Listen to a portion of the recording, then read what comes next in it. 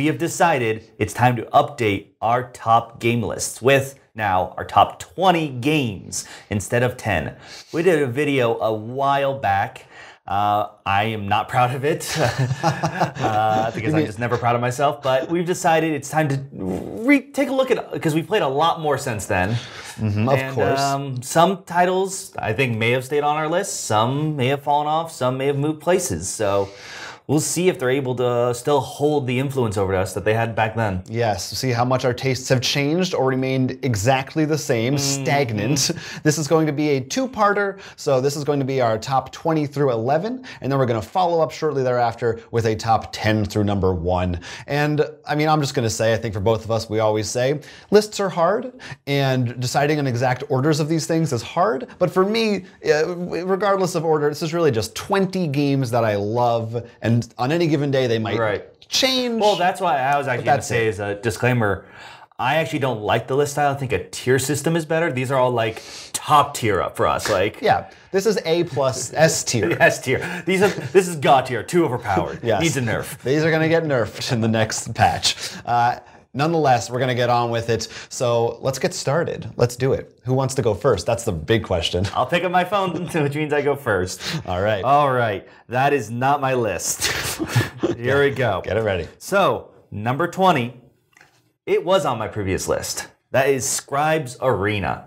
This was a Kickstarter game, which is pretty much Hangman, but the idea is you're all gods fighting against each other, trying to guess the other one's sacred word. You will have a god card with a special ability, a little tableau, as well as you'll be getting spell cards to sort of cast and try to maybe get some extra guesses on your opponent, as well as maybe protect your own letters. I just thought this took a concept to such a fun area. This was on my list before, and it still is. It's such a weird word game. I haven't found anything that has been able to do what it does for me. It's definitely, it's nice. I definitely think some of our games are going to be ones that aren't on a lot of people's lists, because that's an example that's under the radar. I don't even know if it got reprinted. No, because it was like a very independent thing, and unfortunately it isn't, because it's such a fun and cool idea. Though I guess it's also good that it didn't become like Roll 'em Right when everyone released their own version. Right. So, okay, you're going to get some old favorites and maybe some you haven't heard about in this segment, so that's very exciting. I'm going to do mine now. That's usually how this works. My number 20 is also a small under-the-radar game. It's not. I chose for my number 20 pick Battlecon, and you could add whatever subtitle you like there, War of Indians or Devastation, whatever the latest ultimate iteration is of it. Yeah, I'm just including basically Battlecon in the series. There's, you can buy multiple standalone sets. This is the two-player head-to-head fighting game from Level 99 Games, in which you each have your own deck, specific fighter, and you're combining cards together. So you have one set of basic cards and then your specialty cards, and depending on how you organize them, you carry out different attacks. You're also worrying about what your opponent's doing, trying to track what they're doing on their turns. A lot going on. I just feel like this is, for how many years it's been out, how many new iterations they've done on it. If you're looking for a two-player head-to-head game that requires a lot of sometimes patience, analysis, concentration, and knowing your decks and things, it's hard to find one perhaps outside of the collectible genre that, in my opinion, does it better and is more focused than Battlecon does it. So that's my 20. Yeah, and I do love when you play the cards, put them together. It's so interesting because, like, this time I'll combine I can't remember the exact name, but like the orange card with my character's special card. But maybe next time that's not what I want to do. So there's a lot of weird possibilities, even though you have a very set limit of cards to have. Yeah. So mine is Battlecon. Now we're going to do our backsies and forthsies? Yeah. So I'm going to go next again? All right. My number 19, frightening number. Ooh, man. After that is Hanabi. This is a cooperative card game in which players are trying to set off fireworks. You have cards in your hands of numbers and colors, but the trick is you don't get to look at your hand, you're looking at everybody else's hands, and on your turn you're trying to play or hint other people, give them a clue as to what they have in their hand so they can play the right cards in the right order to the right piles at the right times. Classic. I mean, this is just such a simple, elegant design. I really appreciate how innovative it was at the time. I mean, there have been a few games since then that have done this kind of thing, but I think it just really stands out as being unique and simple, but just so effective at taking the co-op genre in a very new direction. It was really fun in particular just because you're always thinking, it's when you can't see your own hand, you're always terrified of like, okay, I can see that. Why is he doing that? Yes. Can he see something from me? And it's just always becomes such a hilarious sort of. For me, it can be stressful. You know, as you watch this, you slowly pick up a card or tile if you have the deluxe edition, and you pick it up and you try not to read people's faces, but you can see like the shock and awe of everyone. Yeah, it's really good. It's a game that will make moments that you remember. It rewards you, I think, as a new player, and being experienced, like finding the meta of it can also be fun if you're into that. I mean, one of our people who come to our game nights often, he's the kind of guy who will love Twilight Imperium, Eclipse, those very long strategy games, but he loves Hanabi too. Yeah. You know, so it definitely appeals to, as you said, both ends of the experience spectrum. Yep. All right. All right, so my number 19 is Fireteam Zero. Once again, another really early Kickstarter for me. You actually have not played this. I've done this on completely with other people. It's not on my list. Yeah. So this game pretty much is you are part of this secret unit in World War II that's sort of sent out to these different areas where something really bad, usually Lovecraftian-like, has happened. It has this thematically, it was so much fun to play with these cool minis, and you pretty much play through mini scenarios for each artifact, whatever you're dealing with. So it was like, it's not like a full campaign where you play all these missions. So you can play like mini campaigns, but there's a bunch of them. And it had all these cool soundtracks that came with it, like the mission reports. The team members you can play with are really cool because they can sort of work together. You can play a marksman or like the leader who plays up. It was just, for an early game that had the heavy story for me, I just have always loved it and loved playing with it and mixing up with all the different modules they've added since then. It's loaded because it has some things that are maybe not as sharp, but still, to me, one that I've always loved to pick up when I've had the chance, whether it's solo or playing with someone else who I know fits the theme very well with. All right, Fireteam Zero. So going back to me, and now going in the not so distant past, Wingspan for 18. As I said, when we did the top 10 for this, I love the engine crafting system. The art is beautiful. I'm excited for expansions. It just hit a lot of the buttons for me that I really enjoyed. Yeah. I mean, it's a really great game. I mean, we played it, we reviewed it. I think it's definitely deserving of a spot in people's top I will lists. say this. One of the reasons it is at this position is because it's new. And I'm like, I like this right now. But some of the games on my list, I know that they've survived the passage of time a bit more. I mean, I still have some new ones too, but I'm wondering whether this one will hold as much. Yeah, that's a big thing for me too. To be honest, I don't know that I have any games, or maybe very few really, from like that are newer than a year old. I don't want to commit to anything because then I forget. Yeah. I will say this though, if they actually add dinosaurs, that instantly brings it up into the top 30 now. But, no, it is a really just solidly well-built engine building game. Yeah, I'm with you. All right, my number 18 now. My number 18 is, well, what do you know? What a great thing. My number 18 is from the same company, Scythe, or you might call it Scythe. It's up to you. What's the right way to pronounce it? Do you go with the dictionary or us? Yeah, so Scythe is also from Stonemaier Games, and this one is an area control combat game, but it is unlike most of the other games of that genre that I've experienced. As someone who generally is not hugely enthusiastic about that style of game, particularly head-to-head combat, that kind of thing, this is a game where the combat isn't quite as important as many other games. There are other ways to do things. There are a lot of different ways to score points for your end goals, and it's not always obvious who's in the lead. That's one of the things we really liked about it. The theme is very cool, the art and all that slick polish that Stonemaier games always have. It really makes my list because it's a genre that I'm not in love with, but it was able to make me love that. No, I completely agree. I mean, you're looking at a game style that what we were used to way before, we're like, oh, it's Risk or even like Eclipse and stuff. This is a lot different for us. It feels like we had a chance to sort of more get a better grasp on it and understand things. I love the player boards are like slightly different. Like we're not masters in the game, so we probably aren't gonna be like, oh, that one's better for this or this. But it is cool to think like, oh, when I build this windmill, it's different from when you build it. And I know that it's supposedly, we have yet to even, at least I haven't played the Rise of Fenris expansion. No, I haven't, because I had to play that one with you. It's supposed to be like one of the best expansions ever. I'm not opening those boxes. So I'm looking forward to even more joy from that game in the future. All right, now my number 17, going in a different direction, is From Czech Games Edition, Codenames.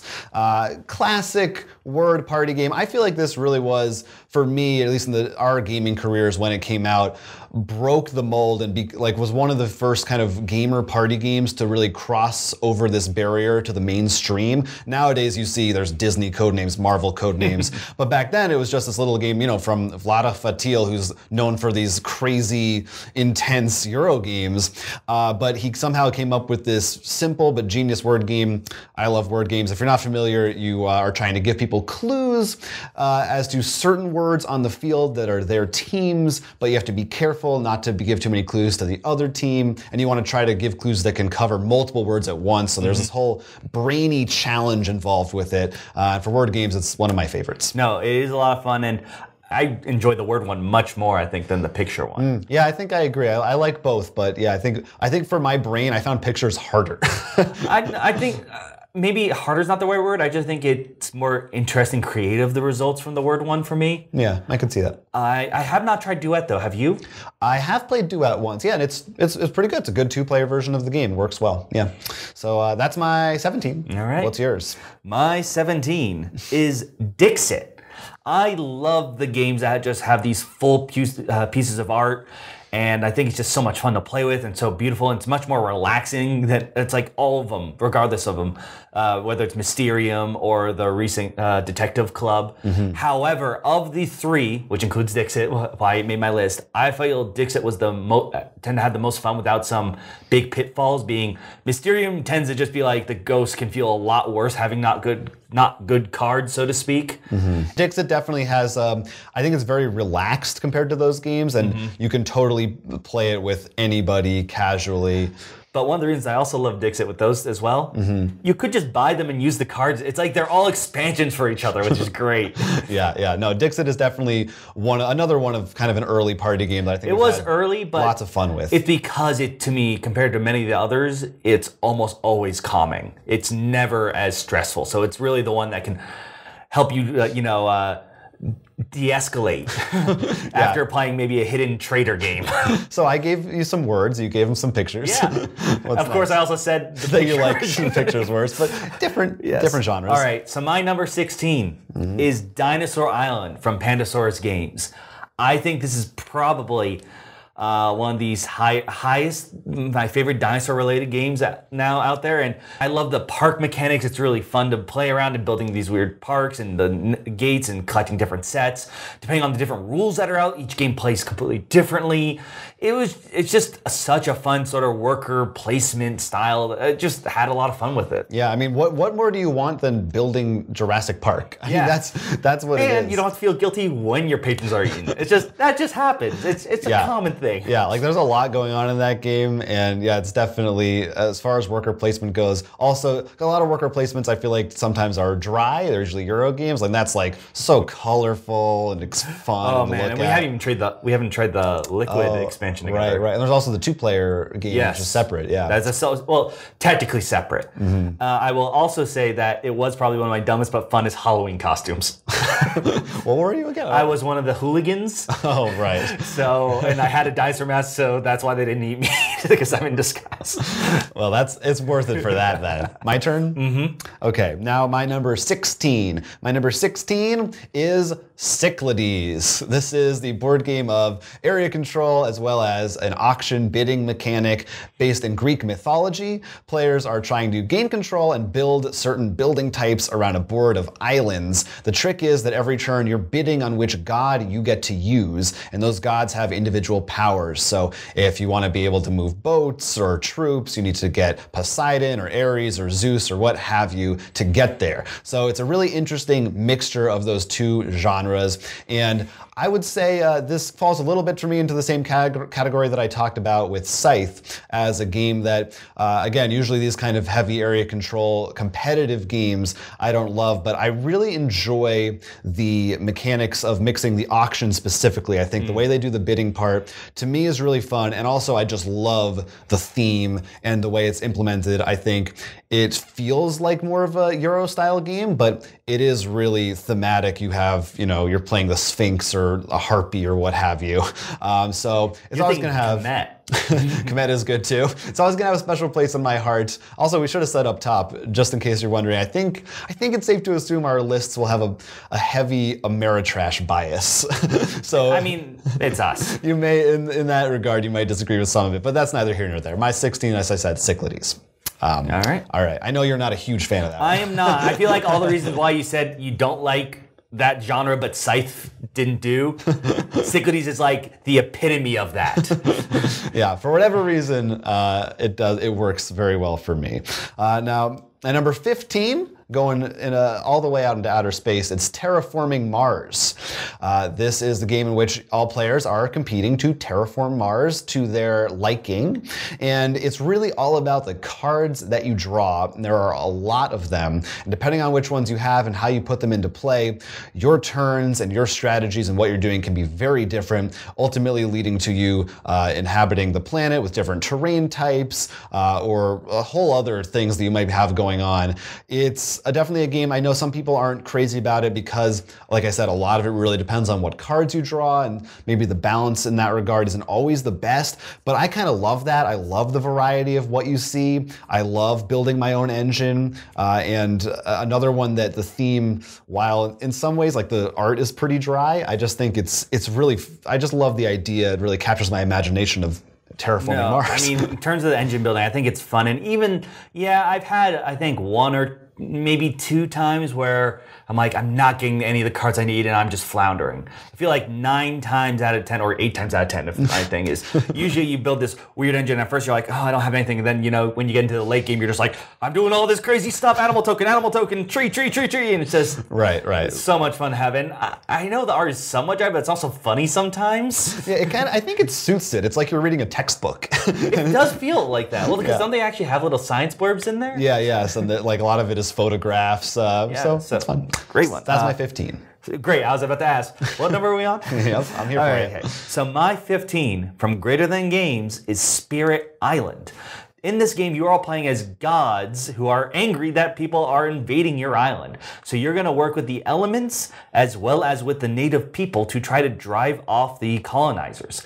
I think for a cooperative game, this is just fantastic because one, you really need to work together. This isn't one where, I mean, like Pandemic, for example, if you've played it enough and then you bring it to someone new or even play with other people, you're like, okay, we need to do this. The one person you almost can play just a solo game, like yeah, doing that kind of stuff. And I mean, if no one's an alpha gamer, sure, that's not a problem, but it's still the fact that that's an issue. It just means it's very simple. There's just so much you can do in all these crazy weird combos with weird cards and abilities. So you need to talk. What can you do on your turn? I can do in this and this. Whoa, if you can do that, I might be able to push them with that. The art is amazing. I haven't played yet with the new expansion, which is driving me mad because this was one actually when I was making my list. I'm like, I opened the box, I just looked at it, I'm like, I need to play this now. Like, in fact, most of these, I have that kind of feeling. Right. But I'm really excited to have this hit the table more. Yeah, Spirit Island definitely does do that. That makes that cooperative alpha gamer problem disappear because it's impossible to alpha game in that game. You can try, but you're not going to have a good time. Yeah, I'm excited to try those expansions too, myself. All right. Oh, right. It's you. It's you. All right, so going to 14. Another area control game, I guess that's my theme. Rising Sun from Cool Mini or Not CMON. I don't know, it depends on this video. If you're watching this in the future, they'll have a whole different name. Yeah. This is a Japanese themed game when you each are playing as different clans and you can summon monsters to the field, but you have these action tiles and that's how you decide what to do. And in particular, the alliance system is so interesting and cool. When you can decide to make alliances, you combine your little yin-yang symbols, but you can break them. I think it did it in a really fun way in how the scoring works out. Once again, like Scythe, it doesn't make me feel bad that I don't know how to play Risk and move and conquer territories as much. I mean, I just hit it thematically, mechanically, just did everything right for me. Yeah, it's an excellent game. I think one of my favorite things is also just the phase where you're choosing the tiles and putting your guys on it. Also the way the combat works in that game, how it's not just more guys beats more guys. There's like a hidden aspect to it. That's a really smart Scythe thing. did that too.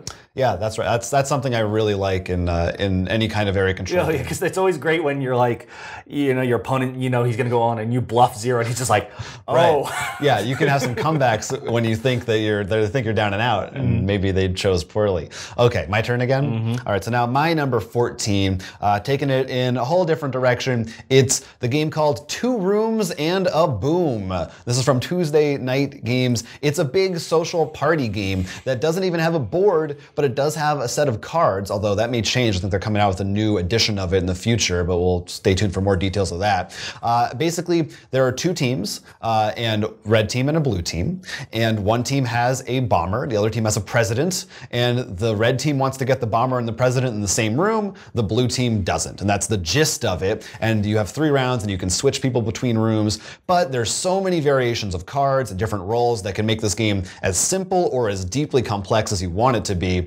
And what's really exciting about it to me is that it is such a social game, and the rules are such that a lot of it is just talking and just free form and just deciding what you want to do. And for some players, that can be intimidating and not a style maybe they like, but if you're willing to embrace that, it's an experience unlike any other kind of game you're going to play. I'm going to do a little spoiler now that's not on my list.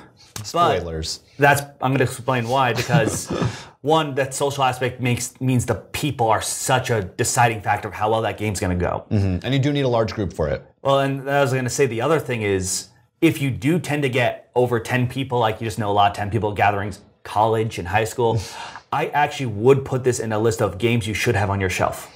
Yeah. So it's like, while it's not on my list, it is one that you should keep on your radar. Yeah, absolutely. I think that's maybe some of my biggest regret with this game is that we don't get to play it that often, so it's harder to really get deeper into the meta of it. No, I completely agree. That would be a lot of fun. It's such a niche thing for me, which is why, but like when it's in its zone, it's like nothing comes. Yeah. So check that out, 2 Rooms and a Boom. Now my number 13 is another party game that is better with large groups, but you can play it just right at your table. You don't have to walk around. It's Werewords. Not werewolf, Werewords. This is the party game that combines werewolf with 20 questions, uses an app. One player has a secret word. Everyone else is asking yes or no questions to try to guess it, but secretly there's a werewolf who's trying to throw them off, and you could also throw some other things in there, some different roles to mix things up. It's really a distillation of some of my favorite things in games, the hidden role aspect, the guessing game, the words that you have. Some of my favorite stuff, plus I think the app is pretty well done. I've just had a lot of fun playing this one, and it's the kind of game that it's very quick. Anybody can get in on it and play it very easily, and I usually want to go like 5 or 6 rounds and just have fun. It's definitely one of those games where you just keep playing. It's not really you're keeping track of score. The one thing I really want us to do, we haven't done yet, I want to like our board game geek, not board game geek, our board game battles. I want to take that list, but maybe I'd throw in video games too and try with our group, so it's a very specific. Yeah, you can also make your own list of words. Probably won't have the question of being, is it bigger than a bread box being the first question. Right. That's a popular one in our group. So that's my 13. So now we're back to you. Ooh, unlucky. So my 13 is Terraforming Mars. Oh! I really do like this game. I think I love the engine mechanic of it. I mean, I'm not going to say much else because we already talked about it. I'm really excited to try out some of that weird stuff, like with the the new expansion that has the political aspects. Yeah, you just got that, and we just haven't had the chance to try that out. I just think it's outside of the fact that you really do need to get one of those, like, there's either the game trays or a double layer. That's like they do sell now separately. They made the dual layer boards. Yeah, because that's a must. Yeah, it's so nice to have. But yeah, I mean, yeah. That's our first game that we've had in common, I believe, and not too far apart. So yeah, that's definitely a game that hits a spot for both of us. All right, well, you get your next one now. Well, my number 12 is another repeat. All right, it's Scythe. All right. I think it does that area control thing in such a fun, cool way that it's been very hard to replicate in other things. And, Stonemaier just tends to hit it out of the park with their games. You're not going to regret I haven't tried My Little Scythe, but the fact that they made a kid's version is just so cool. I just think it's made its impact in the board game world and on my life in general. Yeah, I mean, it's one that definitely, if you're talking about like standing the test of time, it's been around for a few years. It was huge when it came out, and I think that some of that hype has died down a little, but with the expansions they've released getting really high remarks, I think it's still has a place in just the community. People still talk about that, I think. So, sorry to keep it very short for me in the last two. It's back to you. Well, that's all right. Sometimes it happens. So now it's my number 12? Yes. My number 12. I'm sticking really, I had like kind of a trio of party games here. My number 12 is Concept. This is essentially charades, but with pictures on a board. One player has to make everyone else guess a word, and you can't talk. You have to only place cubes on different images to try to get them to guess it.